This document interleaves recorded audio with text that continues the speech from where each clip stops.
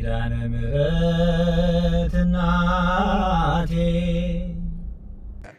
ለማንኛውም ምእመናን በኦርቶዶክሳዊ ተዋሕዶ ቤተክርስቲያናችን ሰው ኃጢአቱን የሚናዘዘው 3 ጊዜ ነው። ስንት ጊዜ? 3 ጊዜ። የመጀመሪያው ለራሱ ነው። በዚህ በሉቃስ ወንጌል ምዕራፍ 15 ላይ የጠፋው ልጅ ታሪክ ተጽፏል። ብታነቡት ልጁ ኃጢአት ከሰራ በኋላ ከአባቱ ተለይቶ ጠፍቶ ልቡ ተመለሰ ይላል። ተጸጸተ። ሲጸጸት ቁጭ ብሎ ምን አለ መሰላችሁ?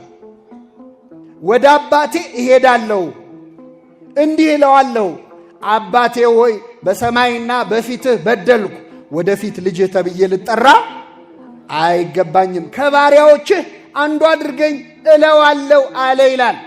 ይህንን ኃጢአቱን የተናዘዘው ለማን ነው? ለራሱ። መጀመሪያ ቁጭ ብላችሁ ካህን ፊት መጥቶ ከመደናበር ቁጭ ብላችሁ ኃጢአታችሁን መርምሩ እስቲ። ምንድነው የሰራሁት ክፉ ነገር? 10ቱ ትእዛዛትን፣ 6ቱ ቃላተ ወንጌልን ቁጭ አርጋችሁ መነጽር አርጋችሁ የቱን ሕግ ጣስኩኝ? አድርግ ከተባለው የቱን አላደረኩም? አታድርግ ከተባለው የቱን አደረኩ ብሎ ራስን መመርመር ያስፈልጋል። ቅዱስ ባስልዮስ በዚህ በውዳሴ አምላክ በተባለ መጽሐፍ ላይ የተናገረዋል። ማሪሳቅ ይቅርታ ምን ይላል? ነፍሴ ሆይ ዛሬ ምን ስትሰሪ ነው የዋልሽው ይላል። ምእመናን አሁን ዛሬ እዚህ ጉባኤ ከመምጣታችሁ በፊት የት ነው የዋላችሁት? ምን ስትሰሩ ነው የዋላችሁት? በስጋ ተማሪው ሲማር ነው፣ ነጋዴው ሲነግድ ነው፣ አስተማሪው ሲያስተምር ነው። በስጋ በነፍሳችን ዛሬ ምን ስንሰራ ነው የዋለው? እስቲ ጽድቅን የሰራ ነው ኃጢአትን የሰራ ነው? እስቲ የዛሬዋን ቀን እግዚአብሔር ሳያት እንዴት አይነት ቀን ሆና ነው የዋለችው ዛሬ? ቅዱስ ማሪሳቅ ምን ይላል? ነፍሴ ሆይ ዛሬ የት ነው የዋልሽው? በየትኛው እርሻ ነው የዋልሽው? በሰይጣን እርሻ ነው ወይስ በእግዚአብሔር እርሻ ይላል። ማንን ደስ አሰኘሽ? ለማን ስትደክሚ ነው የዋልሽው? ነፍሴ ዋጋ የሚሰጥሽ በዛሬው ውሎሽ ደስ ብሎት የሚሸልምሽ ማን ነው? ሰይጣን ነው ወይስ እግዚአብሔር ነው ይላል። በዛሬው ቀናችን ደስ ያለው ማን ነው? ሰይጣን እንዲያስደስት ነው? እግዚአብሔር ነው?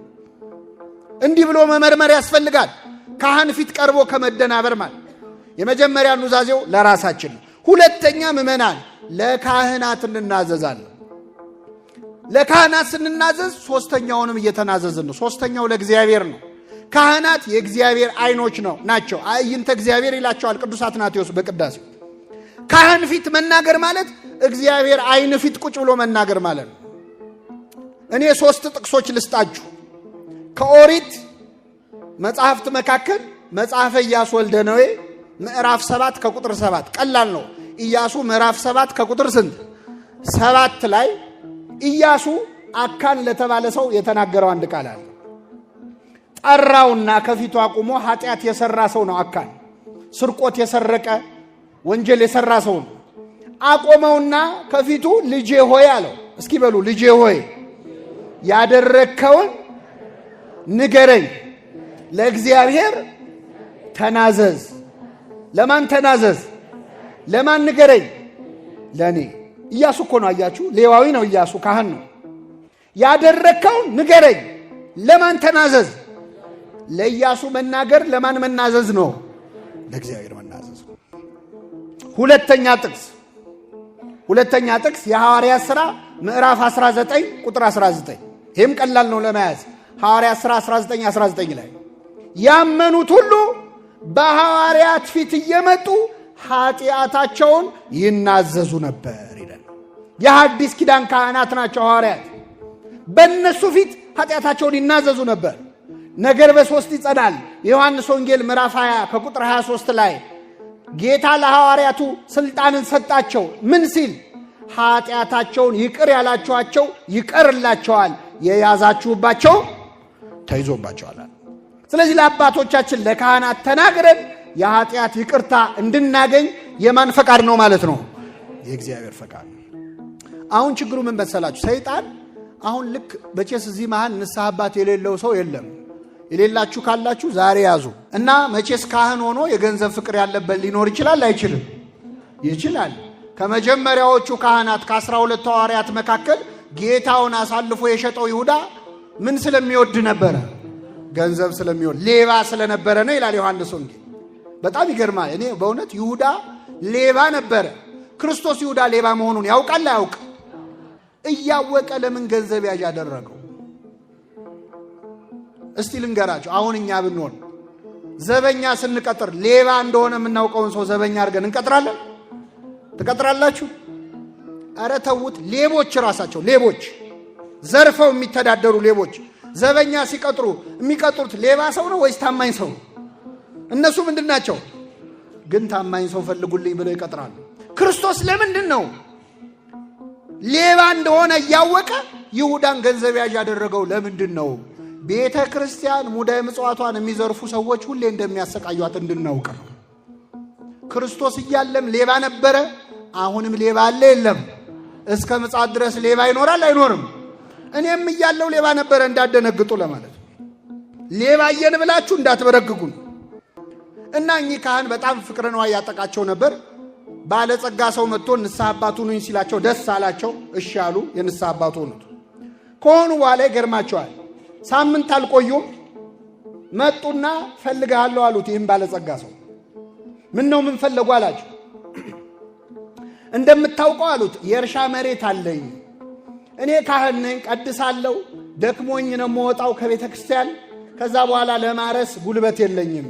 አንተ ባለጸጋ ነህ፣ ብዙ የእርሻ መሬት አለ፣ ብዙ ገበሬዎች አሉ እና ካሉ ገበሬዎች መካከል አንዱን እዘዝልኝና የኔን መሬት ይረስልኝ አሉ። ምን ችግር አለ አለ።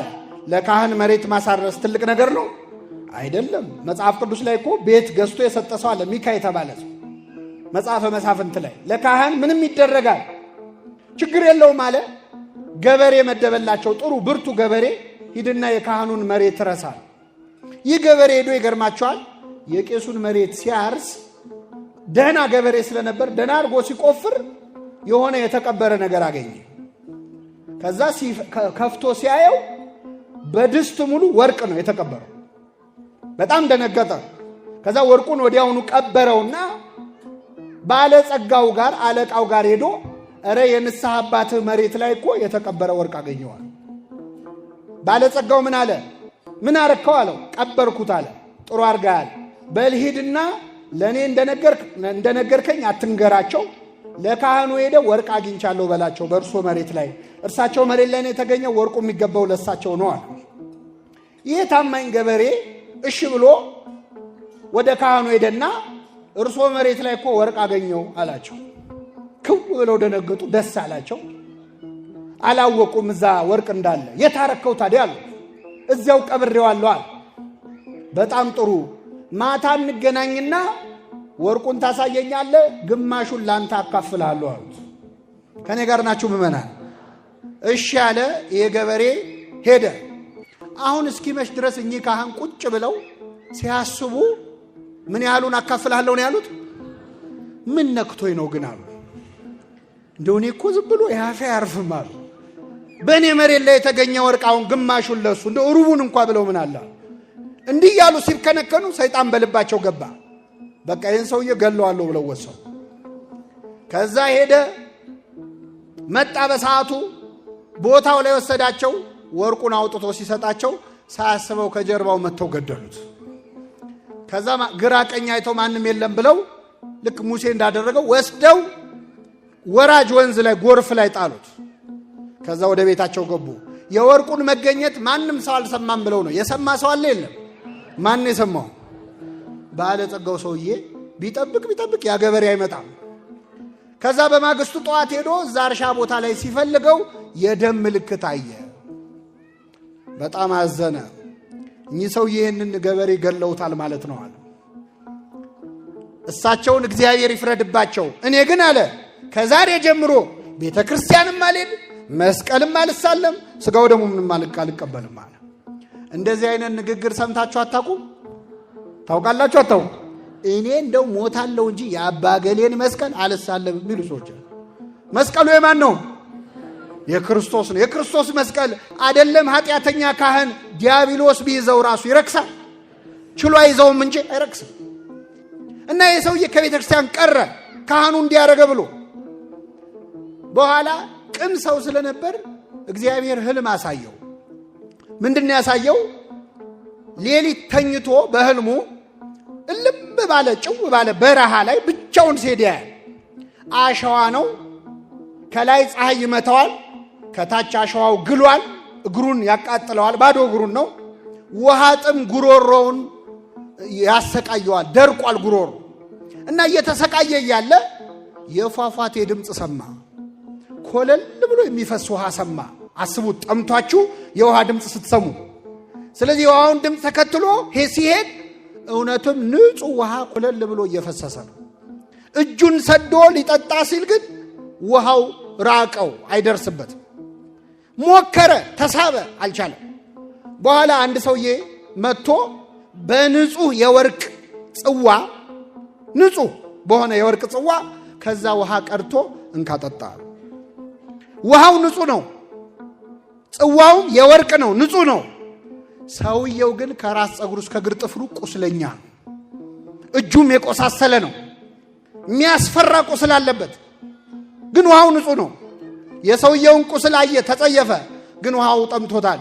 አይ ሰውየው ቢቆስልም ውሃው ንጹህ ነው፣ ምን ቸገረኝ ብሎ ያንን ጽዋ ሊጠጣ አፉን ሲከፍት ከእንቅልፉ ነቃ። ያ ንጹህ ውሃ የተባለ የህይወት ውሃ እኔ ነኝ ያለ የክርስቶስ ሥጋና ደም ነው። ምዕመናን፣ የቆሰለው ሰውዬ ኃጢአተኛው ካህን ነው።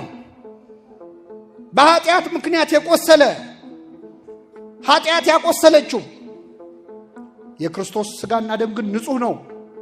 በእኛ በኃጢአተኞቹ እጅ ብትቀበሉት የእኛ ኃጢአት የክርስቶስን ሥጋና ደም ንጽህና ሊያሳድፈው ይችላል?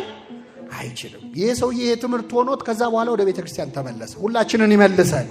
ሰይጣን ሆን ብሎ ከሥጋው ደሙ ሊያርቅ ሲፈልግ የካህን ክፉ ወሬ ነው የሚያሰማ። አሁን በዚህ በሶሻል ሚዲያ ዘመን ደግሞ ከቅዱስ ፓትርያርኩ አንስቶ ብፁዓን ሊቃነ ጳጳሳትም መዘርጠጥ፣ ስለ ቤተ ክርስቲያን ሰዎች ክፉ መስማት እኮ አዲስ ነገር አለ። የኔ አይነቱ ሰባኪ ይነሳና ከቅዱስነታቸው ጀምሮ ጳጳሳቱን አባቶችን ሙልጭ አርጎ ተሳድቦ ወስብሐት ለእግዚአብሔር ይላል። እናንተ ትገቡና ቃለ ሕይወት ያሰማልን ትሉታለን።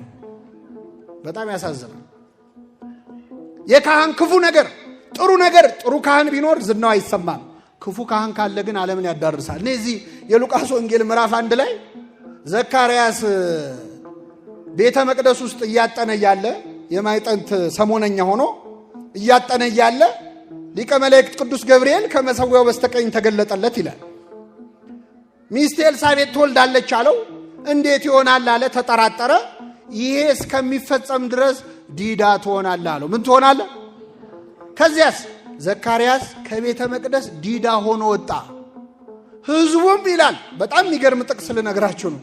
ሕዝቡም ዲዳ ሆኖ ሲወጣ ራእይ እንዳየ አስተዋሉ ይላል። ምን እንዳየ አስተዋሉ?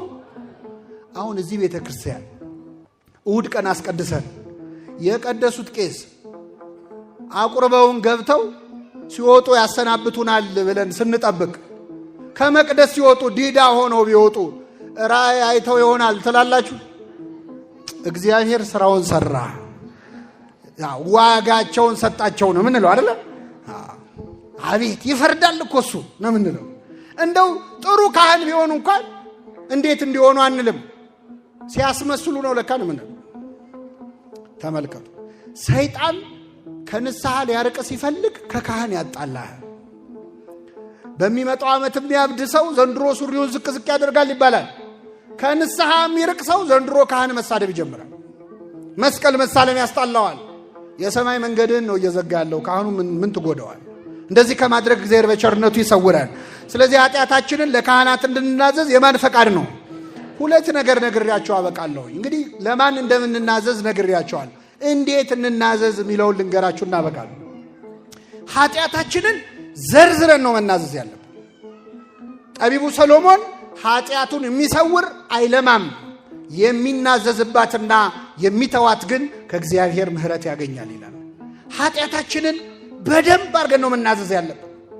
ኑዛዜ ማለት የሚገርማችሁ ግዕዙ እንደውም ናዘዛ አረጋጋ ነው። ኑዛዜ መረጋጋት ነው።